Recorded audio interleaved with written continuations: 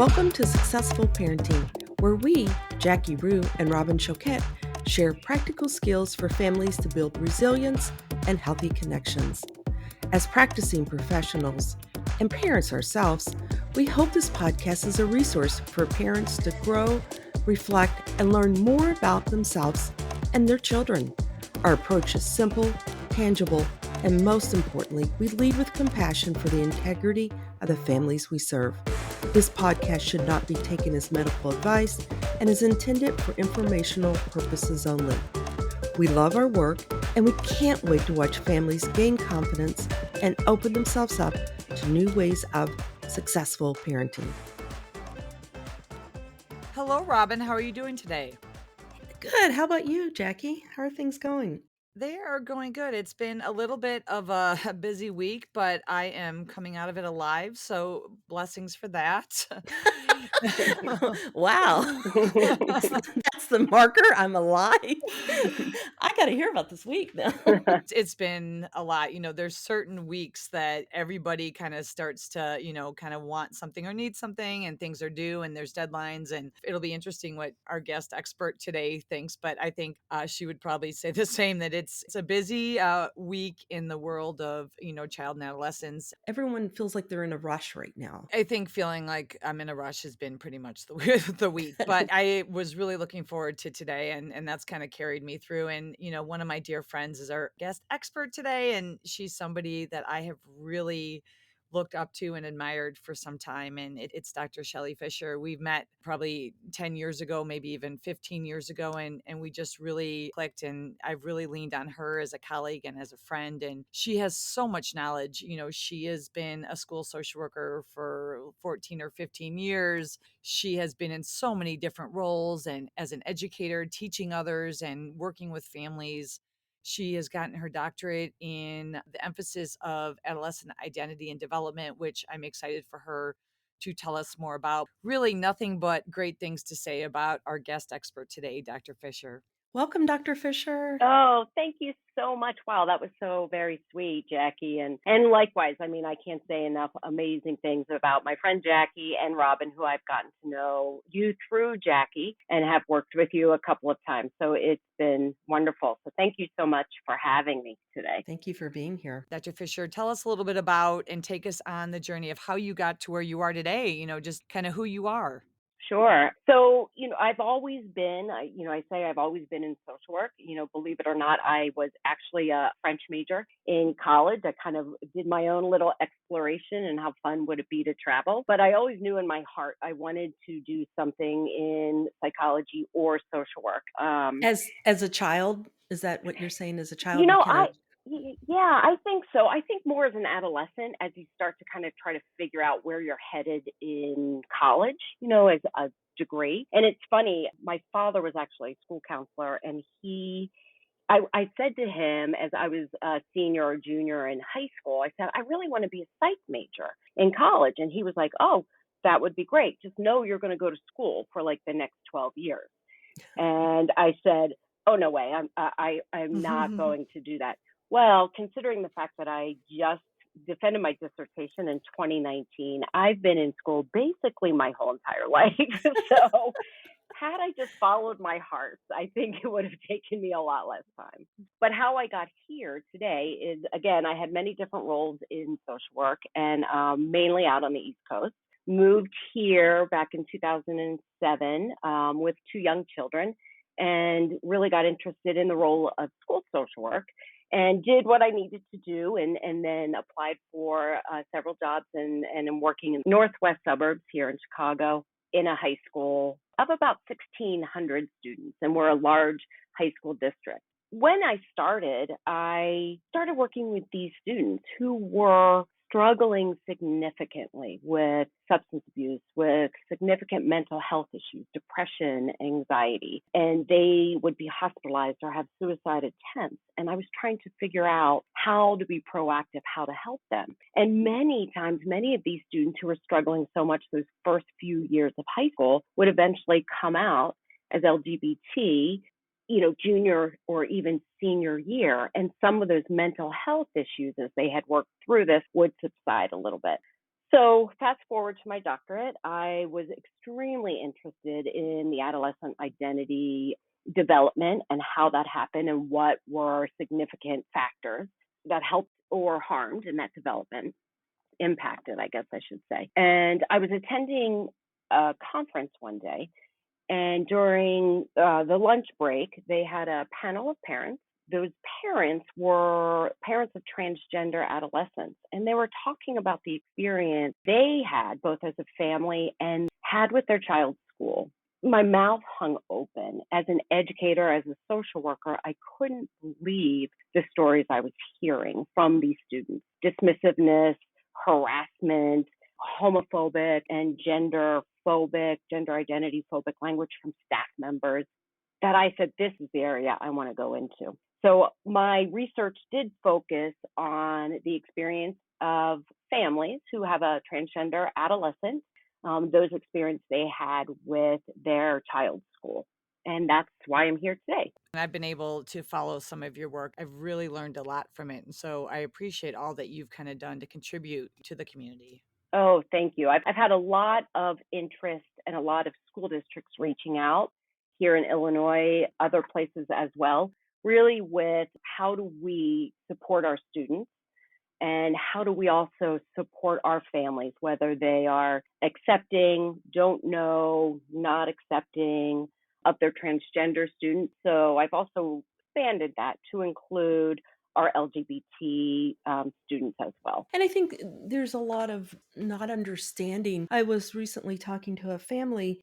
I said, everyone has a sexual orientation, a gender identity, and a gender expression. And when I said this to the parent, they were like, oh, okay, now I get it. It was a different way to think about it because I think they were trying to sort it all out. But once they could get that, it didn't seem so foreign. Like it felt connected to them. Does that make sense? Oh, absolutely. And when we talk about our gay and lesbian community, we usually refer to them as LGBTQ.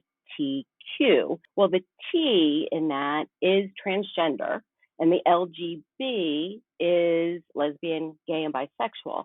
LGB is sexual orientation, and transgender is gender identity. So I think some of that confusion comes with, the inclusion of both sexual orientation and gender identity in that acronym. Sexual orientation is that romantic, emotional, or physical attraction to an individual, whether it is of the same sex or a different sex or different, somebody who does not necessarily identify with the binary of male or female. So it is that attraction. Whereas gender identity is our own internal sense of who we are with regards to our gender or sex assigned at birth. And I say sex assigned at birth because so many times, we rely on the medical community to say, congratulations, it's a boy, or congratulations, it's a girl. And that follows us through with all of those social constructs that go along with that gender identity. Well, and especially how adults and, others respond based on the identity, right? Like you might respond different if it's a girl or a boy, colors that are used, right? So I think Sure. we're learning so much about this. Again, I use this often, that social construct of gender, and it's really our social or societal expectations of what it is to be male or what it is to be female. And if you ask, and I've used this exercise in some professional development trainings that I've done, list out characteristics that you feel are feminine or list out characteristics that are masculine. And there are definite differences. So we have these ideas in our head of women are nurturing and loving and men are providers and strong. And a lot of what we see now is kind of pushing back against that gender binary. This is kind of an older book, but you might have read it, Raising Cain. Oh, yeah. Um, And it really kind of talks about the expectations for, males even to be able to express emotions and how they're brought up. That from a young age, it found, and research has shown that if a boy cries about something, they might get a response of, you need to be stronger than that. It's a sign of weakness for boys. And I love that book and kind of how it talks about how we kind of put expectations based on how we view the gender. Absolutely. And I was talking to a sophomore boy yesterday who said almost those exact words to me. He said, I can't show emotion. I can't show that I'm sad, and I can't cry in front of people. So I just get angry instead. He said crying is, as a man, you're weak. And, I try really hard with a lot of our students to dispel that myth. And I go from how good it is to cry from a physical standpoint, biological standpoint, letting them know, hey, your emotions are your superpowers. And there are no wrong emotions, whether you're a boy or a girl or identify as transgender or non binary, whatever that is. That is so true. And my next kind of question I was thinking about is in the LGBTQ community, we often kind of see now like the plus sign is added. What does it mean? Sure. So the plus sign is added to LGBTQ. The connotation is inclusion. So instead of just being LGBT, again, and I said this earlier, the lesbian, gay, bisexual, transgender, they are including all aspects of identity and orientation. The Q right now means both queer and questioning. Queer for a very long time was a negative term and was kind of avoided, but we're seeing more rise in especially younger individuals using the term queer, which means that they identify as not being exclusively heterosexual.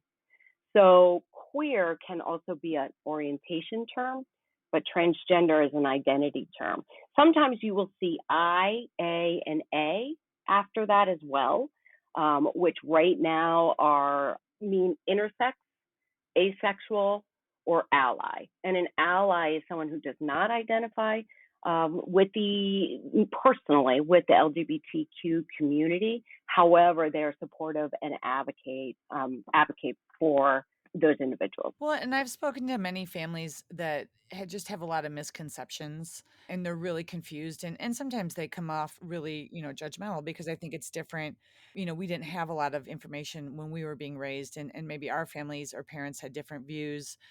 What would you think in terms of misconceptions? Please share with us a few that you find that, when you're interacting with either professionals or families. Sure. I think one that comes to my mind immediately is something that Robin just touched on in that misconception between orientation and identity. So many times I've had students who are socially transitioning to transgender male, yet they're still attracted to boys and men. And I've had staff members privately, not in front of a student, but privately say, I don't get it. And then I kind of go into that, okay, sexual orientation is attraction and identity is our sense of self. So I definitely think that is a misconception. If you are identifying as a trans male, which means sex assigned female at birth, transitioning to be a boy or a man, that you would automatically be attracted to the opposite sex or female. So that's a big one. And I think another is it's kind of touchy because it's very gray. There's a misconception on a couple of different levels that, hey, this is just a phase. If I ignore this, it'll go away. What we are finding, yes, all children go through many different phases. And most children will experience, explore, experiment along that gender identity spectrum at some point. But if they are, and we have three things we kind of like to take a look at, if they are persistent, insistent, and consistent with the fact that they do not feel or they're not identifying with their gender assigned at birth, then I think that's a pretty important clue that they may be kind of heading down that path, that journey to identify as a transgender individual. Okay. So it's persistent, insistent, and And consistent. consistent, yes. Okay. And even I have met with parents who have children as young as 7. And again, if it's okay for your 3-year-old or 4-year-old, don't freak out if they're saying, "I'm a boy, call me Johnny." Don't freak out over that. Watch it, learn from that, see where they're at. If that kind of goes away within, a shorter period of time, then I think it's just some experimentation.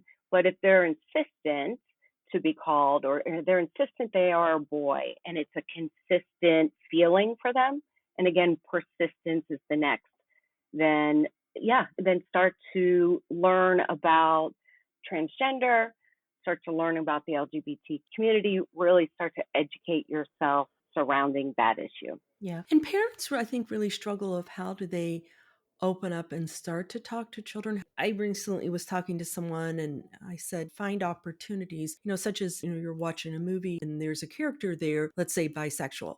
And then could you open it up? Oh, I see so and so is attracted to both boys and girls. That's okay with me. What do you think? It just opens up in a very safe way those conversations. Is there anything else you think parents can do in terms of helping develop that open conversation?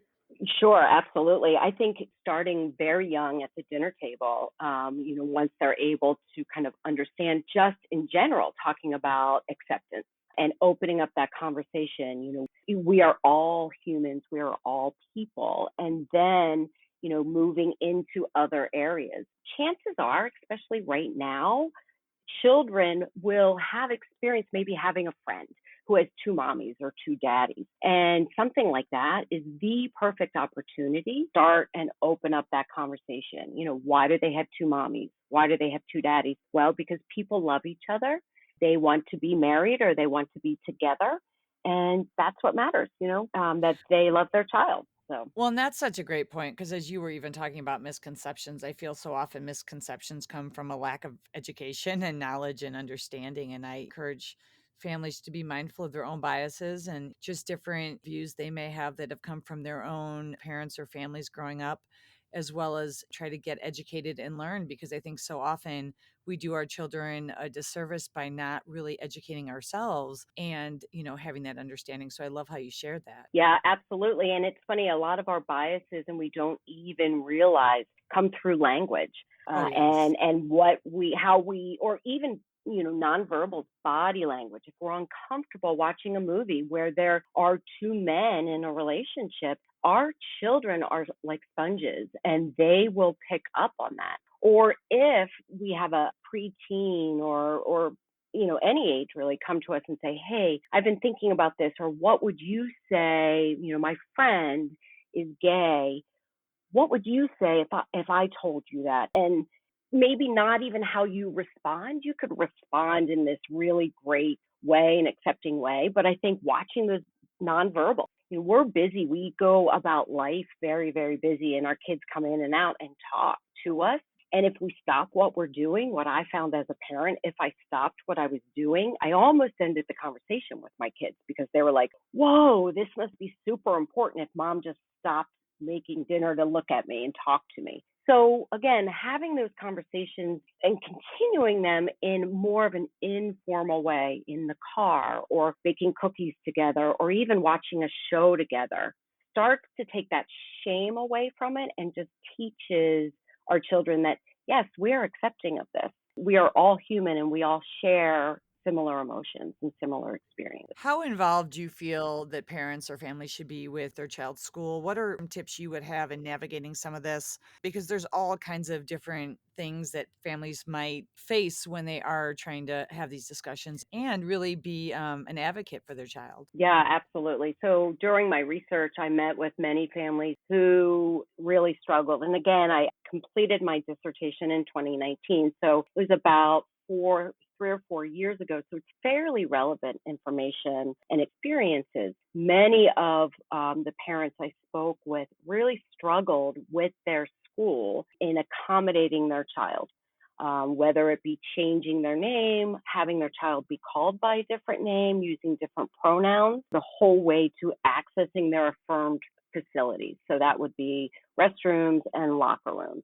They really had to educate themselves, learn about their local resources, their local support laws that protected the rights of the LGBT community and students in general, present that back to administrators. But it was heartbreaking to hear some of those stories of the shame they felt advocating for their child because there was just so much that was unknown and scary even for educators and administrators. And I'm not using scary in a good way. I mean, like they just were not really willing to kind of step back and realize that professionally they need to support all students, and they were allowing their personal biases get in the way of that. Absolutely. I see that too from time to time. Shelley, have you read This Is How It Always Is? Because it kind of makes me think about what you're talking, the question Jackie just asked about being involved in schools and bullying in schools and how parents are worried about this and how can they respond. I just wondered if you read the book because I found it so interesting and from the parents' perspective of how they dealt with school and the child and the whole process. I have not read that one. I just wrote down the title though, so I'll have to take a Yeah. look at it. It's really interesting because it's, from the mom's perspective of just talking about it and trying to figure it out. And you can see trying so hard to do what they think is right, but then how often did they get involved in it and then worrying about being bullied and then how they would try to help the child not be bullied. And it was Right. just so confusing. What do you think parents should do if they're concerned? If they're concerned about bullying or if they're Yeah. not. So I would contact the school immediately. I would contact a social worker and a counselor, a dean, the principal. We had some incidents this year. We're seeing a little bit of immaturity and a lack of understanding of appropriate behavior in our younger classes. So we had a couple of phone calls and students coming in tell us about that. And we responded very quickly that we kind of put extra staff around the hallways. We have a no tolerance policy, but I would be a squeaky wheel with your child's school. And there are laws in place that protect all students from harassment and bullying, and understanding that. And there are federal laws, Title IX, protect your child from sex discrimination within a school setting. And now it has expanded to include gender identity, orientation, and even gender expression. So be that squeaky wheel, talk to your child. There is a reality that students who identify LGBTQ are harassed at greater rates. In fact, one of the new 2021 studies by GLSEN, which is Gay, Lesbian, Straight Education Network, they do every other year, they do a school climate survey, and they survey thousands. I think it was 25,000 students that they surveyed this year. It was something crazy like 89% of students report that they are hearing inappropriate language. That's so gay, you're a fag, things like that. 89%? And I think it's even higher because I have to tell you, when I started all of this, the numbers have not come down. And I was noticing every other year, starting in 2015, the numbers have stayed pretty stagnant. And it is really concerning. It's very, very concerning. 81% of students report they don't feel safe in schools. 81% of our LGBTQ students do not feel safe. 79% of those students avoided school functions and school activities because they did not feel safe or accepted. And then some staggering numbers are 59% report hearing negative remarks about orientation or identity from staff members. So we have a lot to do with regards to education around what this harassment means and what bullying means, and a highly vulnerable population of students. So knowing that, and not to be fearful of that, but going in armed with that education as to why this is so important. I know it has helped me as an ally and kind of make sure our students are protected here at our school and within our district. But I use this a lot because those numbers are very important. The negative implications of that harassment, physical harassment, not feeling supported by staff member includes lower academic outcomes, higher absenteeism, sometimes a greater increase in homelessness, especially if there's rejection by family, lack of planning, lower rates of post-secondary follow-through, looking at a tech school or a college or anything like that. And of course, there's higher rates of mental health issues as well. Well, and I think our children at the end of the day want to be accepted for who they are, not only accepted if they fit into a certain mold. And I think across the board, our children want to be embraced for that, in a genuine way. And so I think families are learning more and more about this. And I really do think for a lot of families, it is really just a lack of understanding and knowledge. And, Hmm. I love that you're sharing and spreading because I think it's so empowering for families as well as for the children. Yeah. Yeah, one question too is children become teenagers, we know that part of adolescent development is to have interest in dating and things like that in relationships. Honestly, dating can be scary for parents, right? It Right. used to maybe the old saying was let's start at 16 and now kids are developing those interests earlier and starting to date. Is this especially true for families of LGBTQ youth? Do you have you seen this? Do you have any suggestions for families? Um, yeah, it's funny that I definitely have suggestions. It's more of a general suggestion, I think, too. If you are aware your child is identifying LGBT, I would absolutely encourage healthy relationships and age appropriate dating, whatever that means for your family across the board, regardless of whether they are dating somebody of the same sex or the opposite sex. It's the same for all. Get to know who is coming, who is picking them up, who they are talking to online. We talk about that often, who their friends are, and really just encourage those age appropriate, safe dating practices, which then what it does then is it sends that message that LGBT relationships are normal and they're not like you have to be extra cautious or do this or do Mhm. that.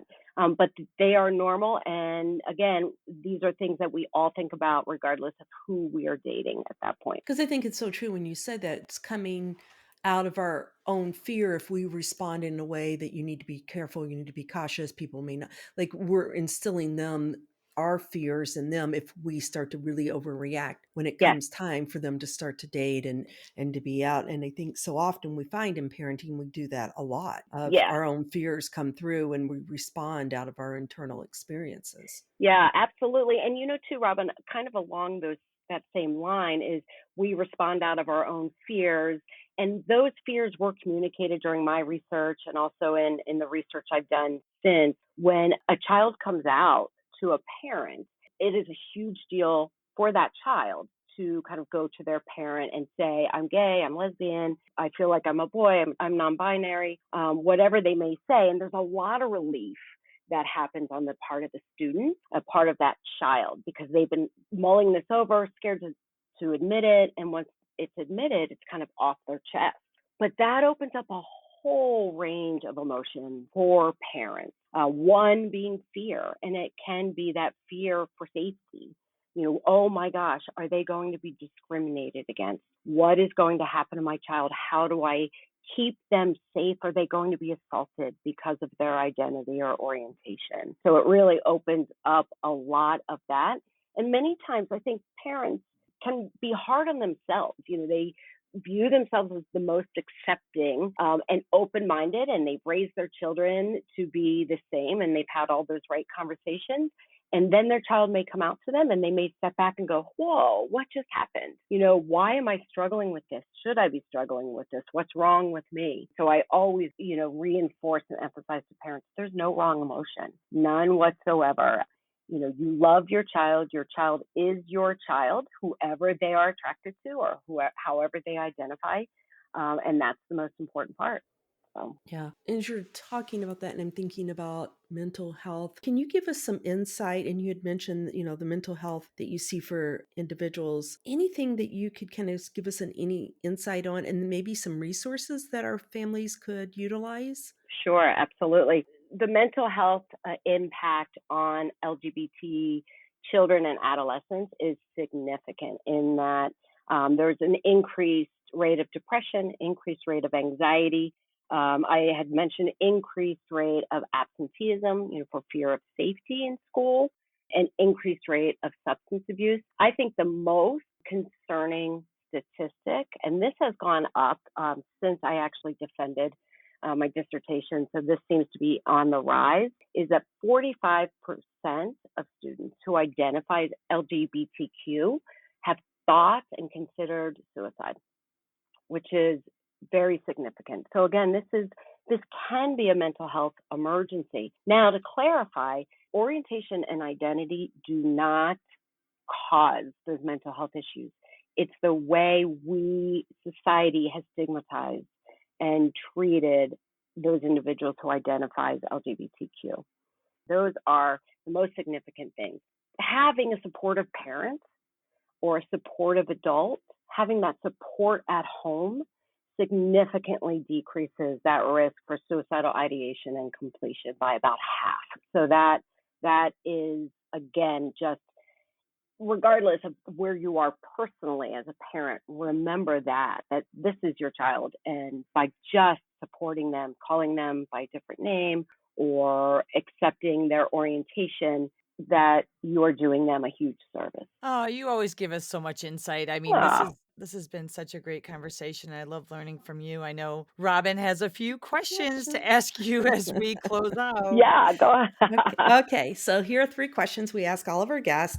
You may answer 1, 2, or all 3. It's really up Okay. to you what you want. Okay, so the first one is tell us one of your funny parenting stories. Now, this could be from your own childhood and it's about your parents. Number 2, what TV, family, or movie would you want to be a part of and why? And number 3, what does successful parenting mean to you? So take it away, Okay. Dr. Fisher. 1, 2, or all 3, All whatever you right. want. Well, you know what? I think I'm going to tell you. I'm gonna kind of do a little of all 3. One of the shows I think I'd like to be a part of, if you've ever seen The Goldbergs, it's a sitcom. So the Goldbergs grew up, or they live outside of Philadelphia, and it takes place in the 80s. So it's near and dear to my heart with growing up in the 80s and living outside of Philadelphia. But what I love so much about them is just they're so human, and mistakes are made, things are said, but they always come back around. They always support each other, and they always love each other. So with a lot of humor mixed into that. So I've loved that show for sure. It Um, is a good one. yeah. So a funny parenting story, and it has to do actually with my son and what he shared with us at one point. He came in. He was freshman in high school, I believe, and I was sitting outside with my husband, and we were having some conversation about something, and he kind of walked in and seemed very, very nervous. And he said, and this was just a few years ago, it was probably, 5. So I've been a social worker involved in this field. And he said, I have to tell you something, Mom and Dad. And we're like, okay. He said, I'm bisexual. And we paused. And I was thinking, all of these emotions started flooding me. One of them was, this is what I do for a living. What is going on? Like, what am I doing? And my husband looked at him and calmly said, hey, that's awesome. Your playing field just opened up by 50%. And I looked at him, and my son was like, yeah, right? Guy gets up, leaves. And I'm like, okay, that was probably genius and on his part. So I tell that story often. Yeah, he definitely normalized it and was accepting at the same time. So I appreciated him in that moment. And what successful parent mean to me? I mean, that's a hard one. I've been thinking a lot about that one because it's not an end product. I believe it's continuously happening. It's part of that journey. But I think just knowing you have given your child wings to explore, to experience, to be who they want to be, and allowing that, our children aren't ours. We don't own them. We are just graced by their presence. And, hopefully with our love and guidance, their time with us, that we can help them become the best individuals that they can be. So, yeah, giving your kids wings, I think, is one of an indicator that you've done a pretty good job. I like that. Giving your kids wings. Love it. Love it. Thank you, Dr. Fisher. This has been a great conversation. Oh, well, thank you. Thank you so much. I really appreciate you speaking with me today, and keep up the great work. You're both doing an amazing job with this podcast, and very needed and very much appreciated. Well, and I look forward to seeing you soon, my friend. I have missed you, and I I am glad know. that we got to connect. And your children are amazing, so that is a Oh, testament to you. And I oh, look thank you. forward to, and you know my children, so I do. you've actually helped shape my children. So that is that is Yours awesome. yours are amazing as well. And wait till I tell you what my son's up to now, Jackie. You'll love it. So okay. I will love it. I love that whole age. They're so free just to make mistakes Yeah. and kind of explore and just do whatever, and you just kinda have to hold your breath and and Yep. hope they're Yep. okay. Exactly. So, I will talk to you soon, and thank you, listeners, and everyone have a great day. All right. Thanks, everyone. Thank you. Thank you. Bye bye. Bye. Bye, Jackie. Bye. Thank you for joining us, and make sure to subscribe and like us to catch our next episode, where we will take you on a journey to find new ways of successful parenting.